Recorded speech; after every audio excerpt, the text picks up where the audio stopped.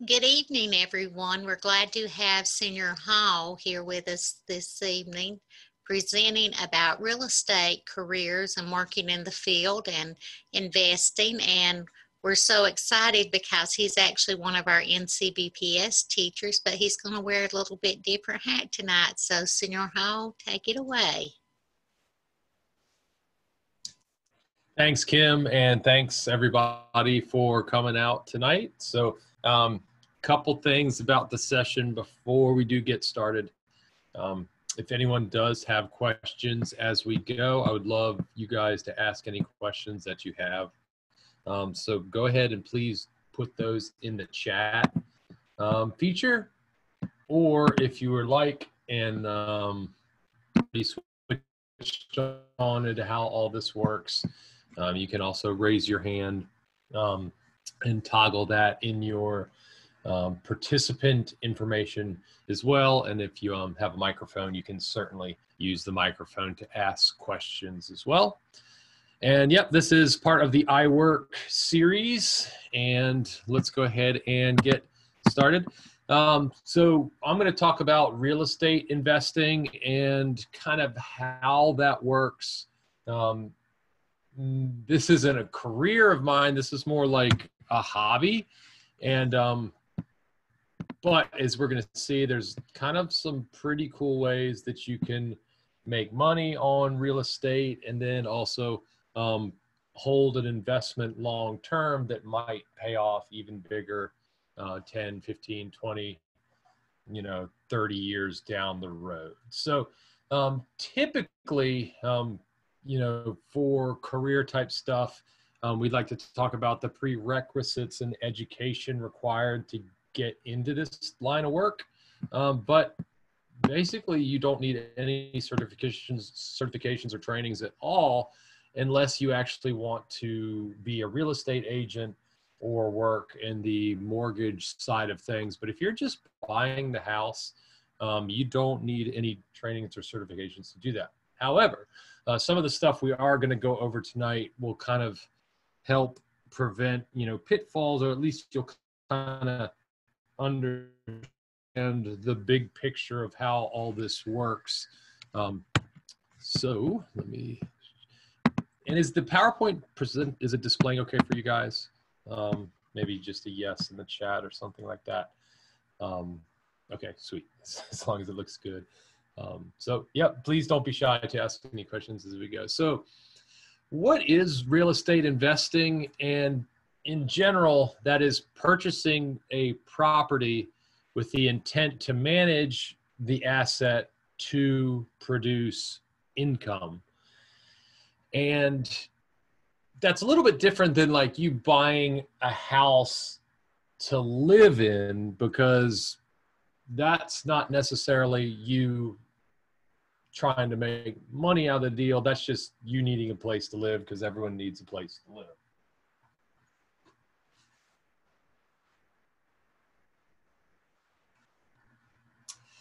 This is different because our kind of express aim in all of this is to have a little money left over. And we're going to see kind of how that all works. So there's real estate is a big field. And what I put on this slide is the different types of real estate that's out there. This is a lot of them, but not all of them. Single family homes is just kind of what you would normally think of that, people live in, or that you guys probably live in. It's just a home with one family able to live there. Apartments and multifamily, those are buildings where more than one family can actually live under one roof. So, I don't know if you guys live in single family homes or apartments, but that's, the difference there. Land development is kind of when you buy a piece of land that's empty and then you're going to build something on it. You can build a house, you could build a couple houses, you could build a neighborhood, you could build all sorts of stuff on it if you were so inclined. House rehab and fix and flip. This is some stuff that you guys may have seen on TV recently. The last 5 or 10 years, those shows have been super popular where people buy old homes and then they spend a bunch of money on those homes and then try to fix them up and sell them later. They call that home rehab or house rehabs, or they fix it and then they flip it to sell it. There's motels, hotels, and inns. If you guys have ever stayed in a hotel before, like a Holiday Inn or something, rooms for rent by the night, for kind of like short-term housing and stuff. Airbnb and VRBO, and then vacation rentals. Those are pretty much the same things. I live on the Outer Banks of North Carolina, so it's a big tourist destination. We have pretty beaches, and because the beaches and the ocean are so nice, lots of people like to come and vacation here. So there's a lot of, they call them short-term rentals, where people will rent a home for 3 or 5 days or a week or two for the summer and then go back home after. Mobile home parks, you can actually own an entire mobile home park, or some people call them trailer parks. And then commercial real estate, which is kind of its own little world as well, which can be shopping centers, storage facilities, malls, industrial warehouses, factories, metal buildings, Walgreens, drugstores, the buildings that normal stores are in. A lot of times those businesses don't necessarily own the building, like Food Lion doesn't necessarily, Food Lion doesn't own the building. Usually someone else owns the building and they just rent the building to Food Lion, and then Food Lion pays them a check every month. So we're not going to go into all of those different niches in real estate, but just wanted to kind of walk you guys through it. I did see Layla commenting in the chat. Yeah, the Airbnb thing is kind of really blown up in the last 3 to 5 years, and it's a pretty cool alternative to hotels and motels. And there's definitely a lot of competition that I see down on the Outer Banks between the rental companies that have kind of always managed homes for people to stay in on their vacations, and then nowadays people just managing a individual home to rent to people on Airbnb. So that's kind of changed the game a little bit on how all that works.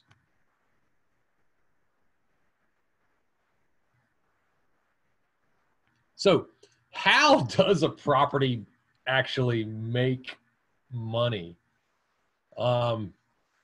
They call the term, there's going to be some vocabulary, and I'm going to kind of define a bunch of terms and vocabulary as we go. And if you guys ever have any questions about any of it, just dump it in the chat. But usually in order to understand what's going on, you kind of got to speak the language per se. And as long as you know kind of what the terms mean, it will all kind of make sense. So cash flow is the amount of money left over after you subtract expenses off the income. To say it a lot easier, it's money left over after you pay all the bills. And, there's the little, equation: cash flow equals income minus expenses. Income is money that you collect from the operation of the asset or the management of the rental property. That can be rent. Typically, it's just rent paid by the person staying in the building every month. Expenses is what it costs to maintain the building or the asset. I use the term asset a lot in this, but I probably should have said building or home. As we go, just let me know if you have questions.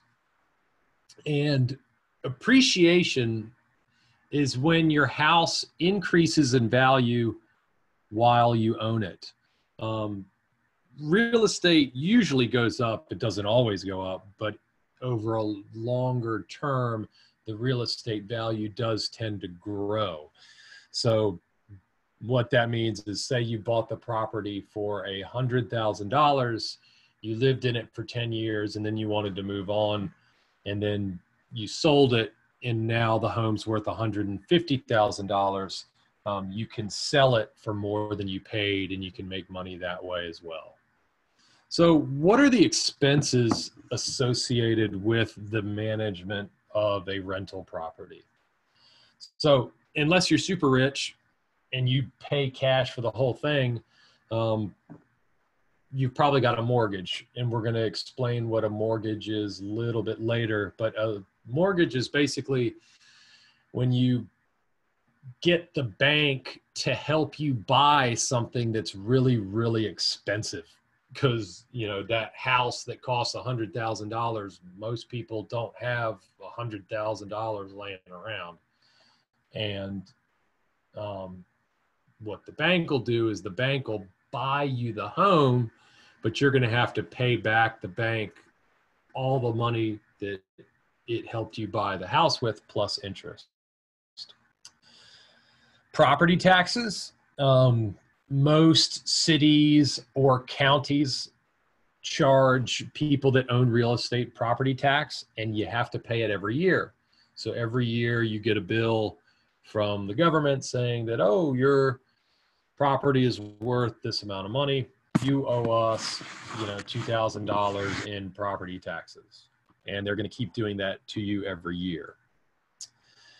Insurance. You definitely want insurance in case your house burns down or it gets struck by lightning and gets damaged, or, you know, God forbid, the roof blows off in a snowstorm tonight, things like that. You want insurance on the property. Water bill, you know, most people like to take showers and brush their teeth in the houses they live in. So you're going to have a water bill monthly or quarterly that's going to come in. Utilities, most people like to have heat and air and be able to charge their phones and use computers and have the refrigerator keep your food fresh and things like that. So utilities are expenses associated with it. And then I put in here capital expenditures. So that's like big bills that you're eventually going to have in a house. So like the house doesn't last forever, and stuff in the house is going to break. And every now and then something breaks and it's really expensive, like a refrigerator or the roof. Typically roofs only last 20 to 30 years. So at some point that roof is going to need a new roof, and roofs can be, you know, $4,000, $3,500 or more, depending how big the roof is. Your air conditioning system, HVAC stands for heat, ventilation, and air conditioning. Those ACs and heat systems do not last forever. Your water heater probably is going to break eventually. None of this stuff lasts forever. And then just random repairs and maintenance. That's like broken windows, things that just break while the building's being used. So for this goes is you want to be able to rent the property out for more than it costs you to own it. So as long as there's some money left over in there, there's going to be some money left over for you at the end of the month. So real quickly, how loans work, some more vocabulary terms. There's principal, and that's the amount owed on the loan. So the interest rate is the amount charged by the bank for them to give you the money. So it'd be really cool if the bank was like, yeah, we're going to give you $100,000 and you just give us $100,000 back whenever you get around to it. The bank's not just going to give 100 grand out and get nothing in return. So they charge interest on the money. Interest rates are also charged on credit cards, on car loans, as we see on home loans, things like that. We're going to look at a mortgage schedule here in a sec, and this will probably make a little bit more sense. The term is how long the loan lasts. Most loans in the United States are between 20 and 30 years. So the bank will give you that 100 grand and they're going to be like, you take 20 or 30 years to pay it back. But the term is how long it lasts. And the amortization schedule is the loan payoff schedule broken down month by month. So we're going to check out that really quickly. So all this is kind of hypothetical, but hopefully seeing the numbers real quick will help you guys get a good grasp on how the loan works. So look to the right first. I've got annual interest rate at 5%. How many years I'm going to take to pay it back? There's 20 years. How many payments per year? 12. Usually your mortgage payment is due every month. And the amount that you borrowed is $100,000. So this is a real good way to see how banks make a lot of money. So you can see on the left, I've got something that says payment, I've got something that says principal, and I've got something that says interest. And this thing over here, the balance, that's the amount that you still owe on the loan. So my first payment for my $100,000 loan with the bank is $659.96. Of that amount, the bank chops it up into two piles. The interest is the money the bank makes off of you. The principal is what you actually pay down on the loan. So you can see of that $660, the bank gets $415, and then you only pay down your interest or your principal by $243. And you can see that first year, you tally up, 12 mortgage payments at $659.96. So at the end of that year, you paid the loan down principal by $2,987, but the bank made $4,932. The bank made almost $5,000 in interest on your loan. Look at the right one more time.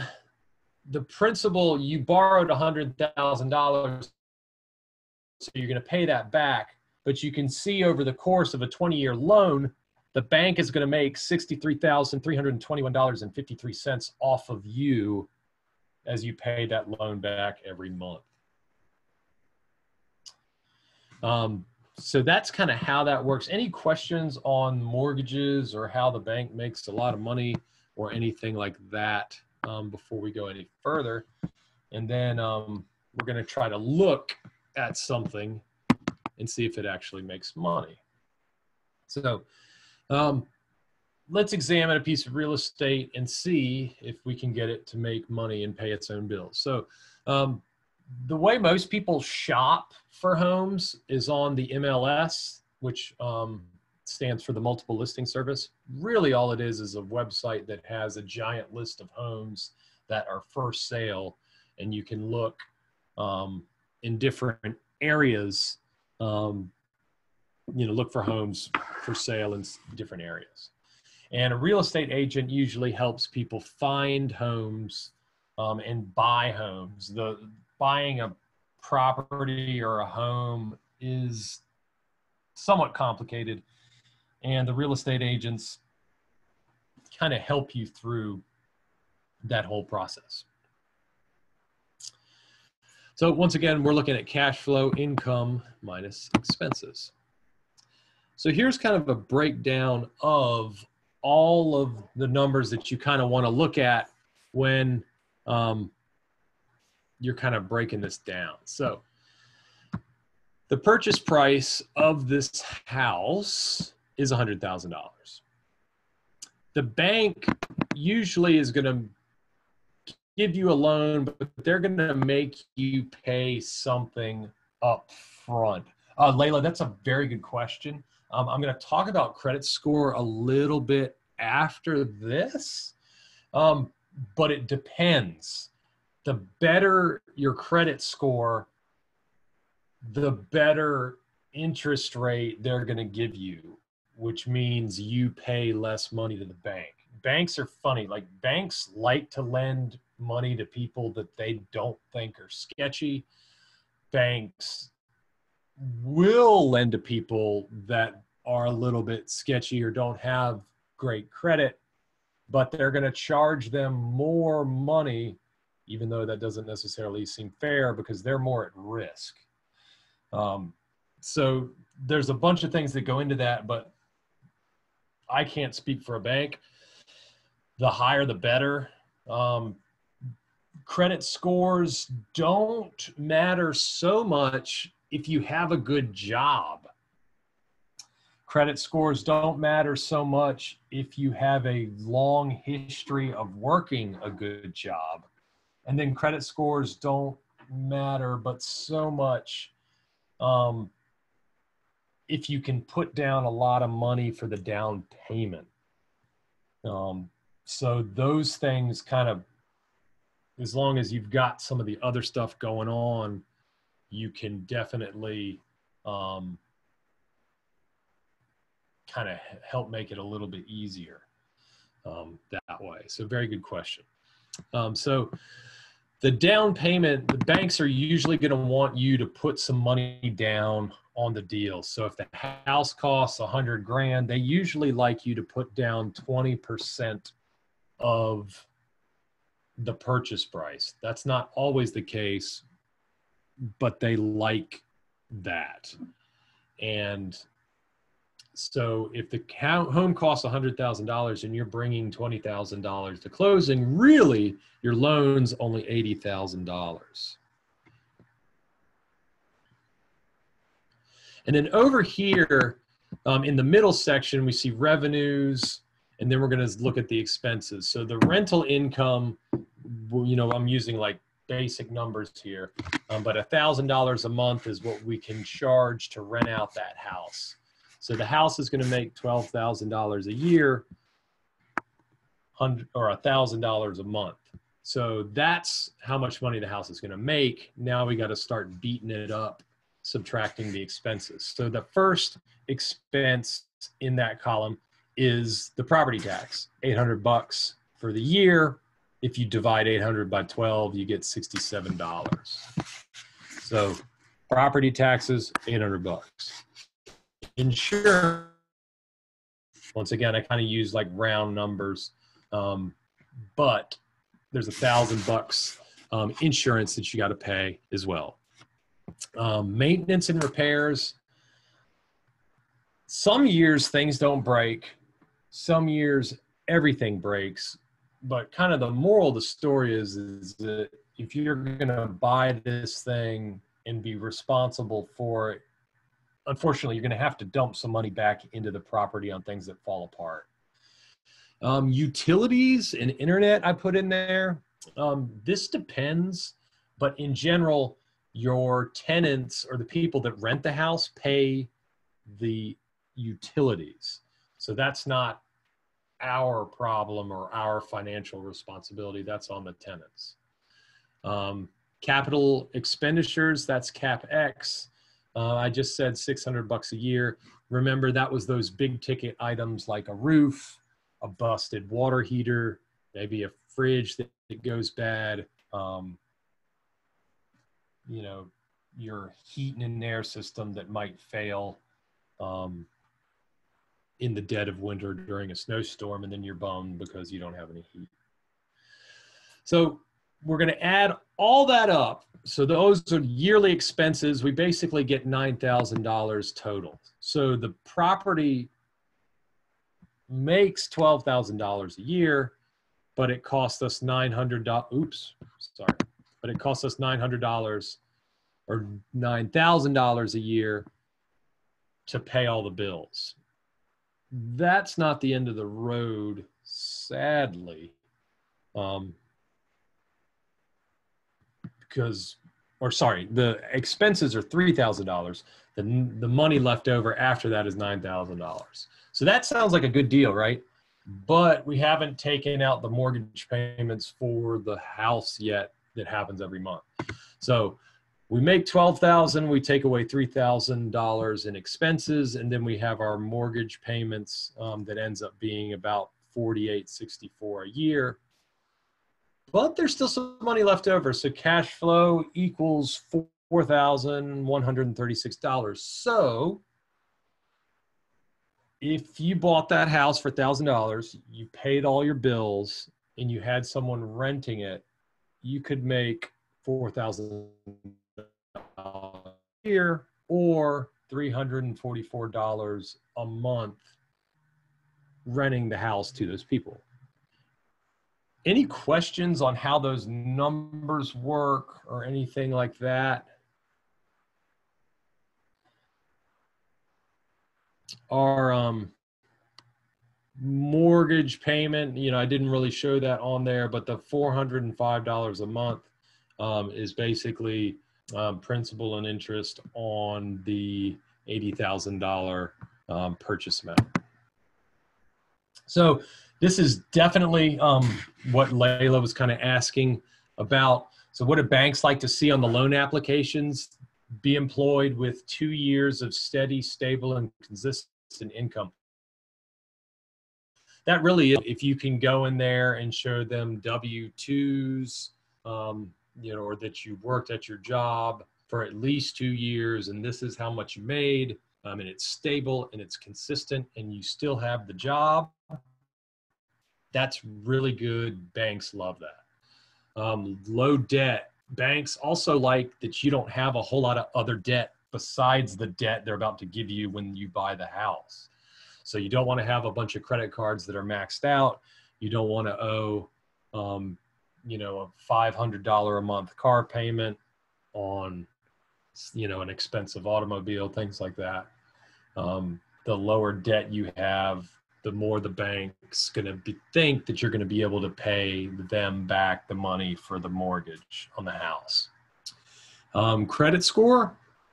So Layla, credit scores are weird.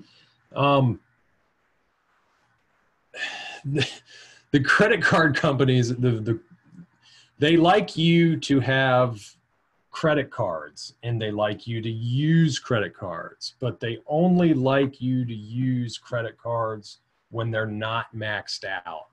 If the credit card's maxed out every month and you're not really paying it off, that's bad for your credit.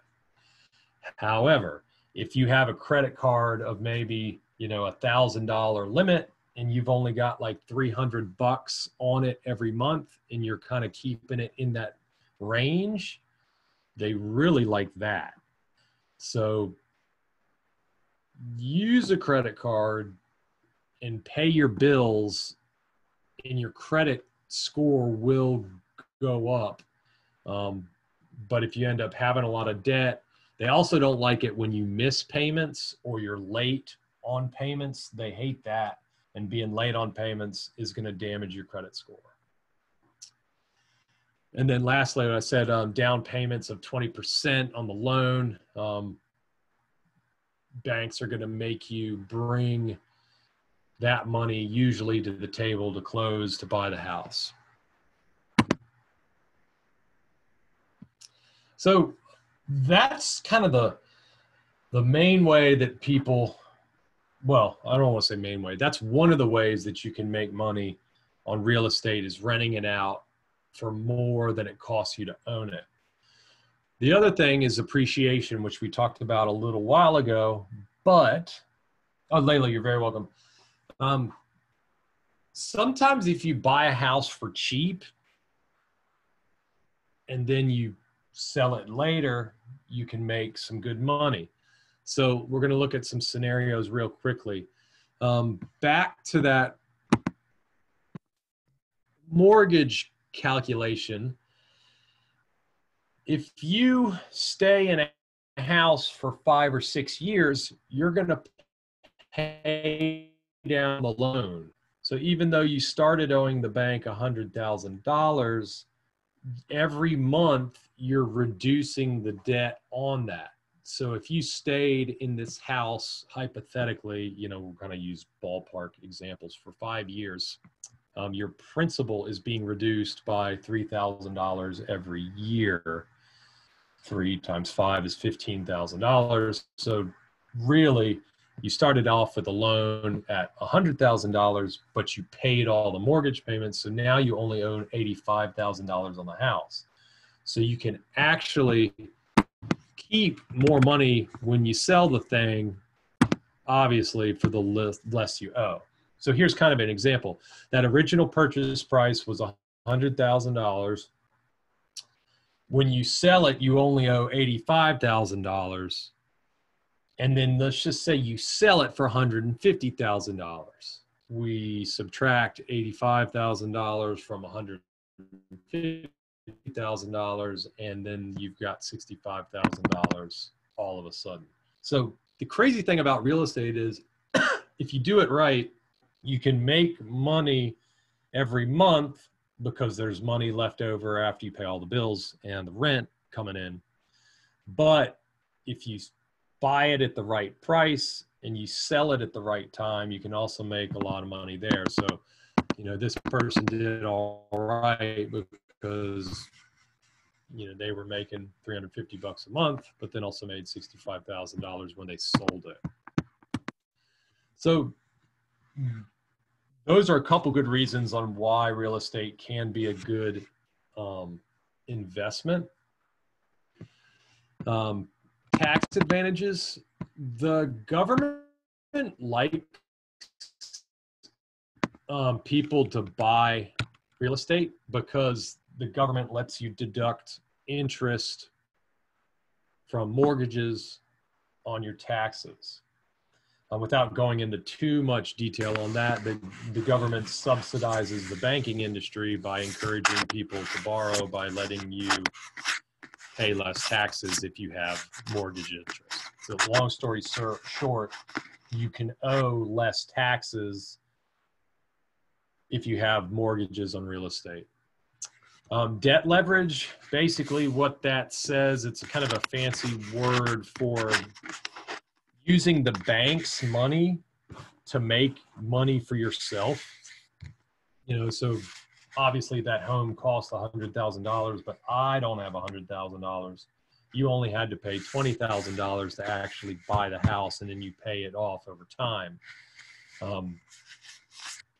The debt leverage allows you to buy something a lot more expensive than something that you could actually afford using the bank.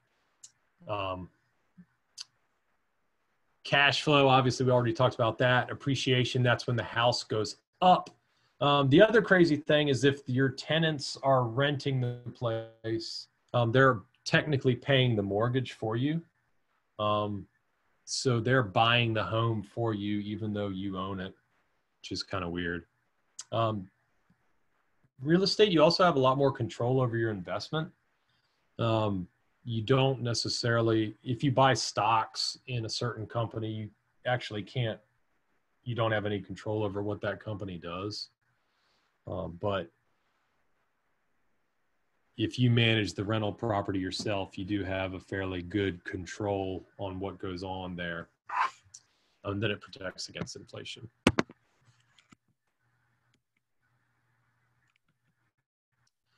I talked a little bit about the tax benefits of real estate. All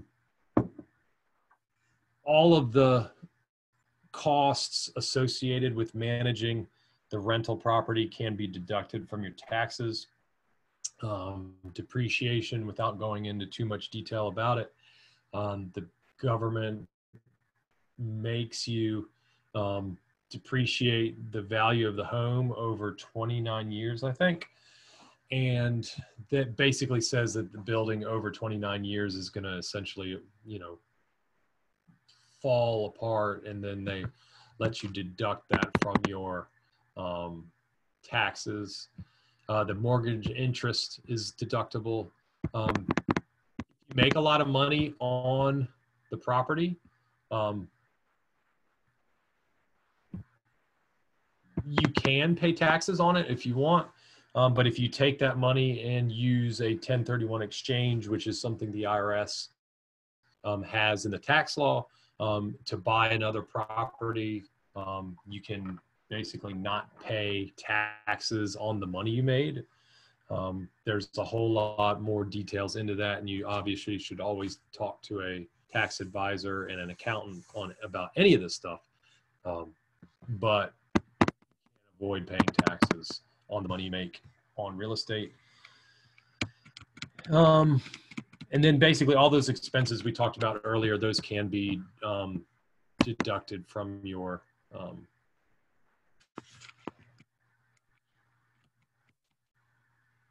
taxes.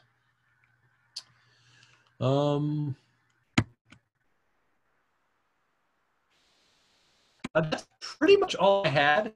Sometimes people are like, how can I get started? I put a couple books on there that kind of helped open my eyes to some of this stuff. The Richest Man in Babylon, super quick, easy read, but really good kind of fundamental business book. Rich Dad, Poor Dad also.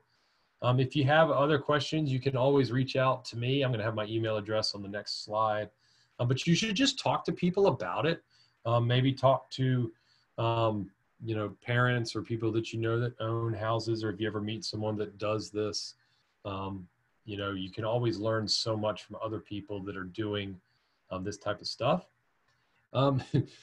Getting a job and saving money for a down payment on a house is smart.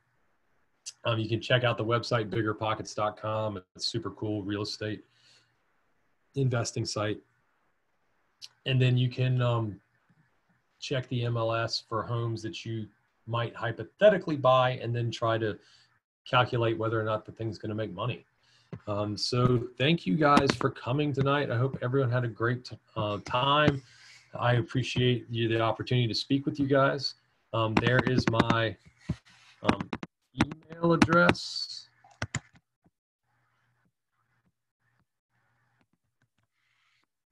Anyone has any questions?